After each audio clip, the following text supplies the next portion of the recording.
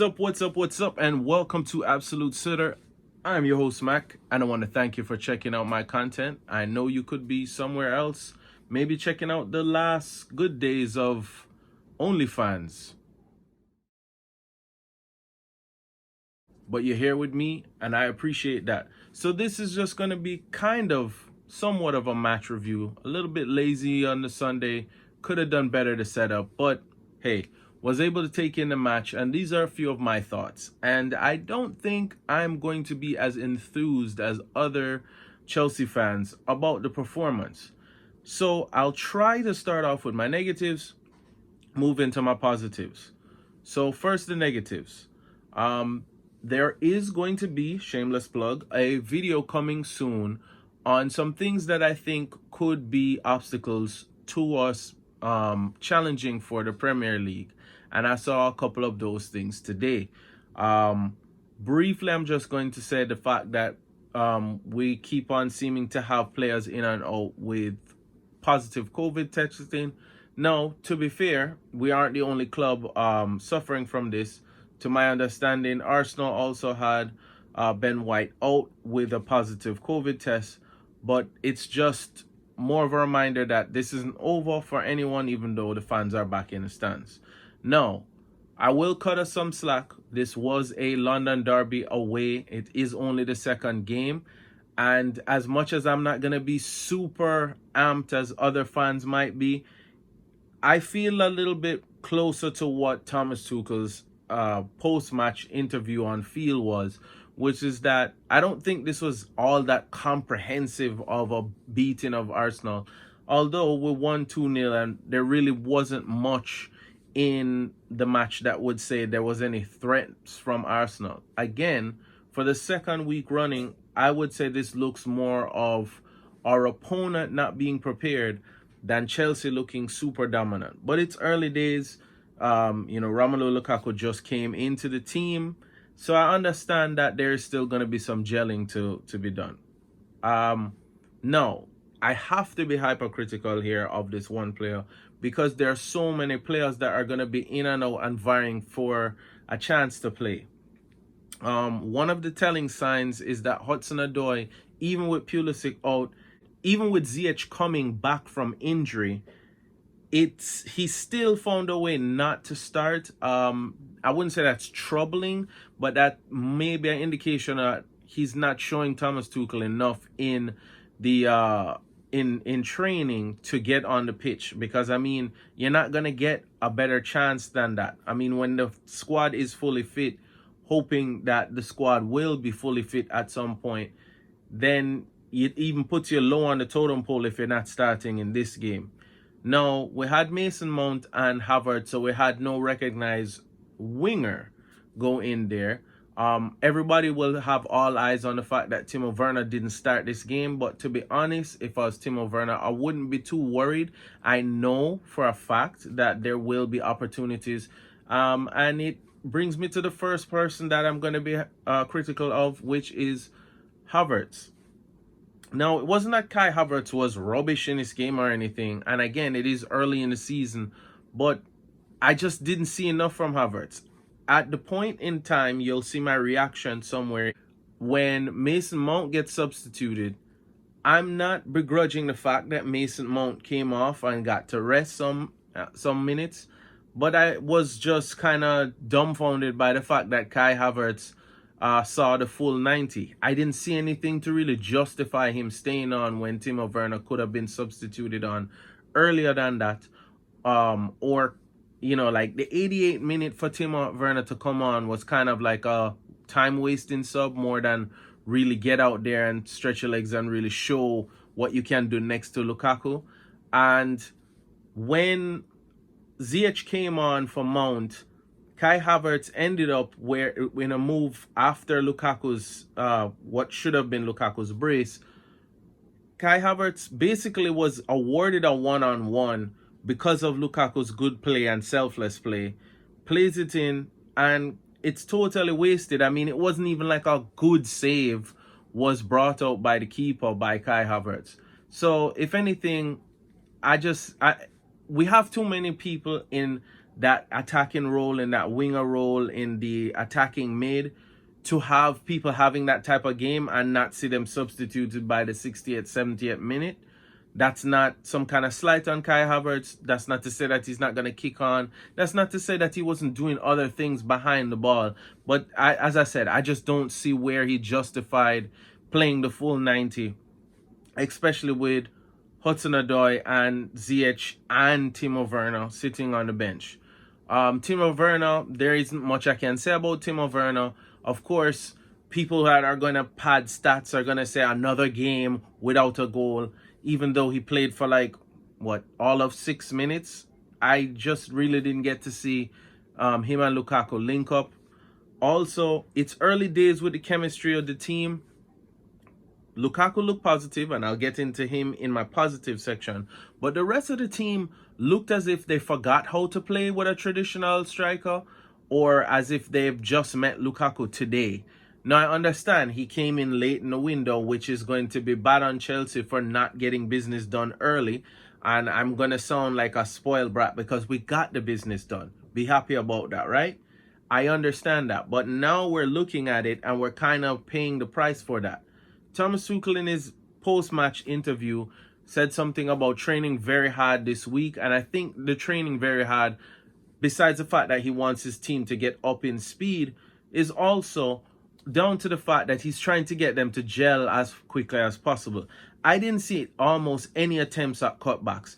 I saw the ball played in these high up wing backs, making the overlaps and the overloads, and then there was just no cutback for late runs for arrival from it. It was as if they thought, okay, once we're up here, the only person that we can look for is Lukaku.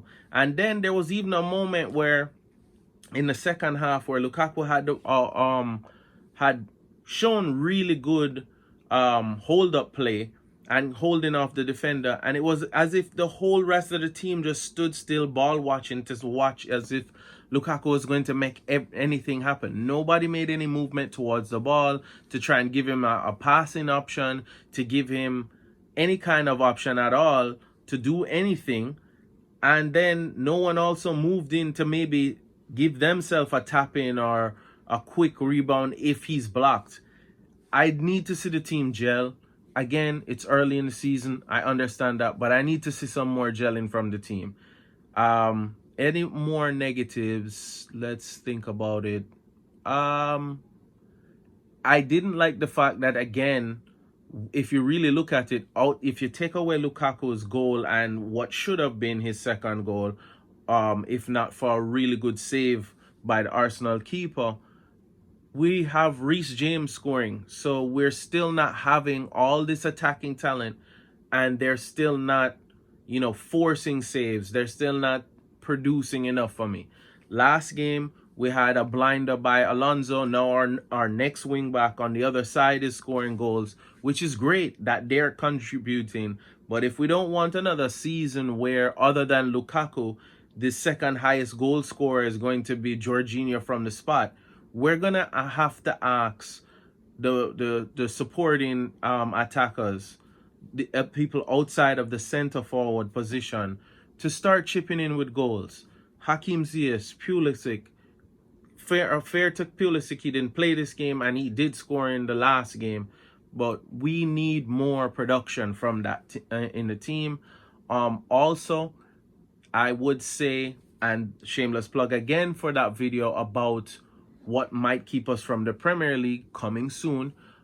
Another thing that I noticed was that we look a totally different team without Kante. So it's funny to hear people kind of, we can prioritize other things. I think a midfielder needs to come in. It's not just, we want a midfielder. I think we need a midfielder. It's not a slight on Kovacic, but Kovacic and Jorginho just are totally different class from what you see when Kante is on the field. And we're not going to be able to put Kante on the field in every game for every minute.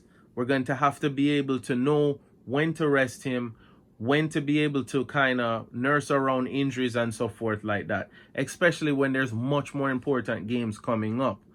Right now, there are rumblings of a loan deal for Saul coming in from Atletico Madrid.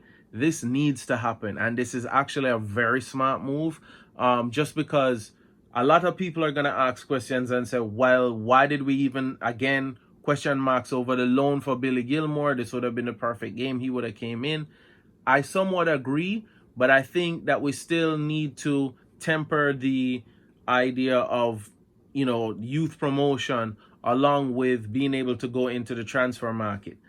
Another negative that I saw was that while we did keep a clean sheet, again, I don't know if this was down to Arsenal just not being threatening enough. It wasn't that we looked haggard or we looked like we were being troubled too much, but the idea that we don't need a centre back when we have two people who started again in this game as contract rebels and they don't look overly convincing. Christensen for me looked decent today. Rudiger had his moments where he looked very good as well, but there was also a moment for me, the way I saw that, where the ball was played across from the attacking left of Arsenal, and the ball was able to go straight across the entire goal, and Rudiger casually kind of watched the ball bounce in his box, which is a super big no-no for a centre-back. It was just a little too casual for me, and I can see a mistake in him or two. Yes, we do have Thiago Silva, who was on the bench today, and we do have Chalo, but I understand that.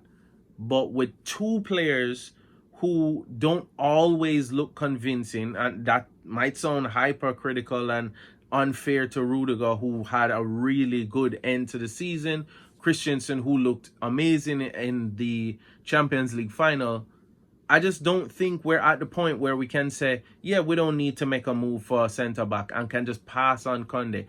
I think if you even are going to buy Conde and loan him back at this point, it's just future building. Azpilicueta is in the twilight of his career. Thiago Silva is in the twilight of his career. We have two players who are still sorting out contract deals. Kurt Zuma is not preferred. So in all, with all of that mentioned, what do we really have secured back there?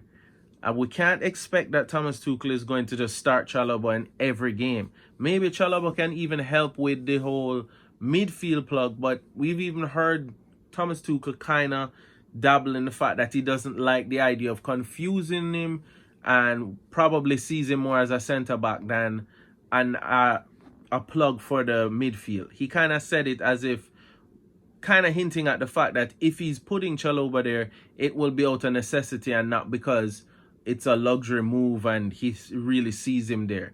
Maybe that's also a hint that Ethan Ampadu, who was written off by a lot of people except me, that he will be that coverage, but I didn't see Ampadu even on the bench in this game. So I don't know. I don't know where this is. For me, I think those are the last two moves, is to bring in that, especially if it's a loan move where it's not a definitive purchase. It's a loan move that if Saul looks good, maybe we can purchase him in the summer. And if it doesn't work out, no harm, no foul.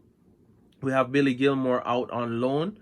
I think this is a smart move, and I think Jules Koundé is not an absolute necessity, but it's not the kind of move that we can pass on right now. Now that we've gotten all the negatives out of the way, let's get to the positives.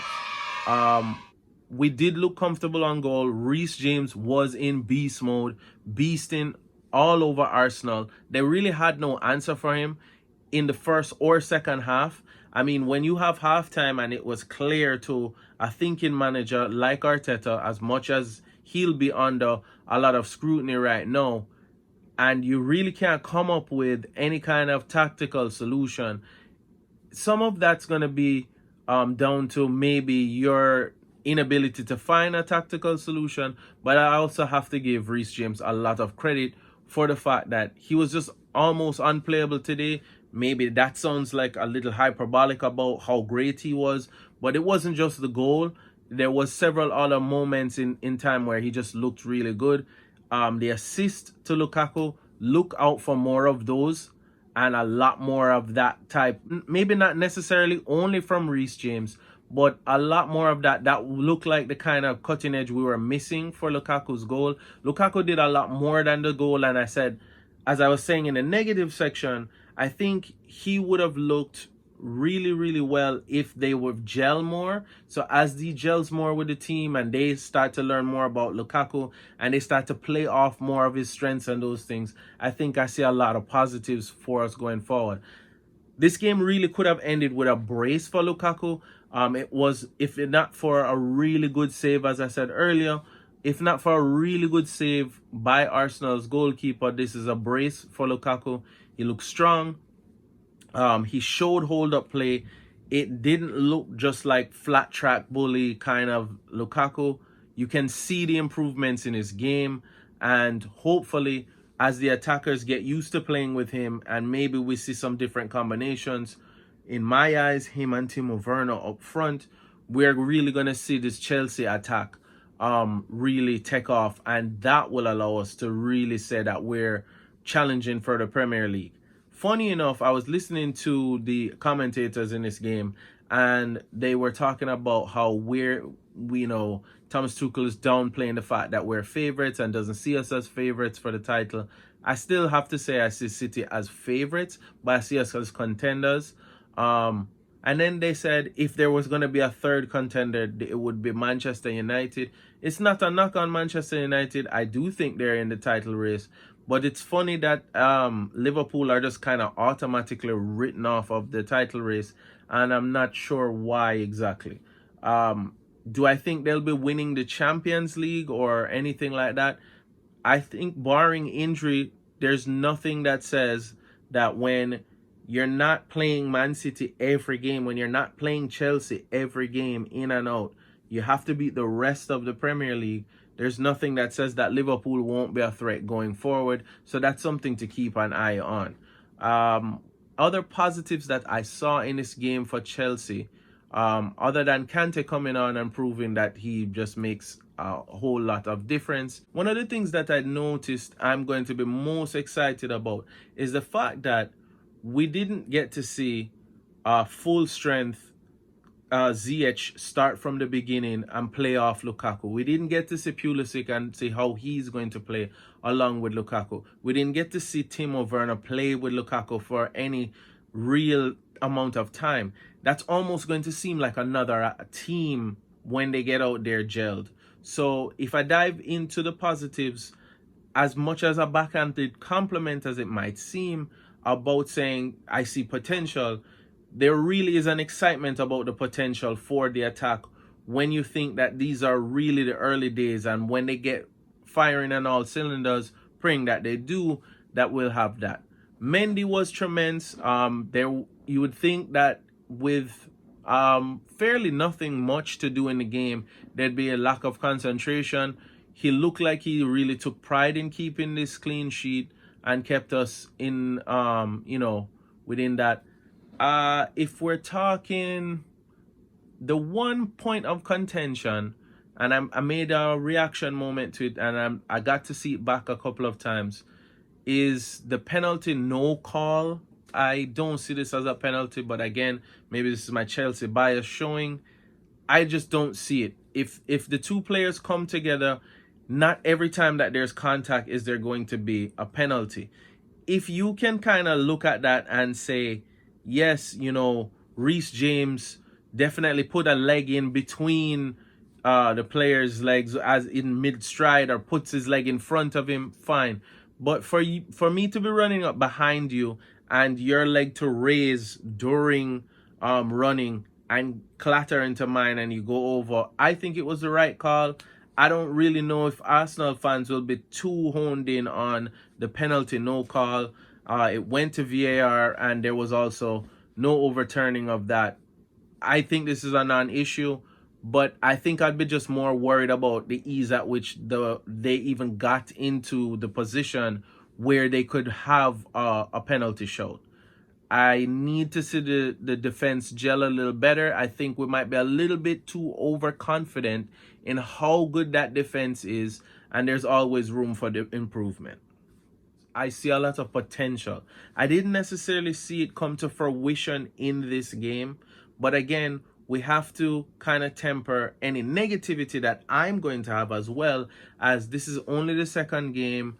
Lukaku's only been there like 15 minutes, you know, in the team. We have to give them time to gel, give Thomas Tuchel time to work, and we still might be joined by some very late window additions. So I see the potential. I just need them to gel now. All in all, obviously, I'm happy with the 3 points and not conceding so far. You know, things are looking bright, but let's keep them moving in that direction. Anyway, you guys comment below. Let me know what you guys think. What did you see? Are you guys more positive than I am? Am I being a little bit negative and spoiled as a Chelsea fan, getting a big London win and not being overly amazed with it? You guys let me know. Remember to like, share, comment, subscribe, all of that. Looking forward to catching you guys in the next video. And until then, don't get caught in front of goal and miss an absolute sitter.